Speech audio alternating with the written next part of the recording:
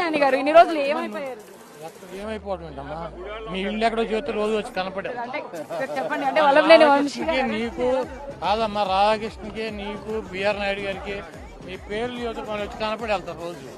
అంటే అంతకుముందు చాలా యాక్టివ్ గా ఉండేవాళ్ళు, బాగా మాట్లాడే వాళ్ళు, కమెంట్స్ గవర్నమెంట్ ఉన్నా యాక్టివ్ ఇప్పుడు ఏం చేయాలి? భయపడుతున్నారా ఇప్పుడు? దేనికి? గవర్నమెంట్ లో లేనందుకు మాట్లాడితే ఏమైనా అరెస్టులు చేస్తారేమో అని. కాదమ్మా, నీ ఉద్యోగం పీకేసిన కూడా యాక్టివ్గా ఉంటావు, మైక్ పట్టు తిరుగుతావా? ఇప్పుడు నీ ఉద్యోగం పీకేశారు అనుకో, మైక్ అటు తిరుగుతావా? మా ఉద్యోగం పీకేశారు కదా, ఇప్పుడు ఏం చేయము యాక్టివ్గా. వంశీ అరెస్ట్ ఎలా చూస్తారు? అరెస్ట్ లాగానే చూస్తున్నామ్మా. ఏముంది, ఇవన్నీ మామూలుగా చిన్న చిన్న విషయాలు. నెక్స్ట్ మిమ్మల్ని అరెస్ట్ చేయబోతున్నారు అని కూడా రెడ్ బుక్ లో నెక్స్ట్ మీ పేరే ఉందని కూడా వార్తలు. నేను చూడలేదమ్మా రెడ్ బుక్, మీరు చూసారా? నాకు చూపించలే, మీరు చూపించాడా? పార్టీలో అయితే మీరు ఉన్నారు కదా. ఏ పార్టీ? పార్టీలో ప్రస్తుతం మీరు యాక్టివిస్ట్ గానే ఉన్నారు కదా, ఎందుకు? లేనని చెప్పి నువ్వే చెప్పావమ్మా. అమ్మ, ఈ రెడ్ బుక్కులు బ్లూ బుక్కులకి ఏం ఉపయోగం లేదు.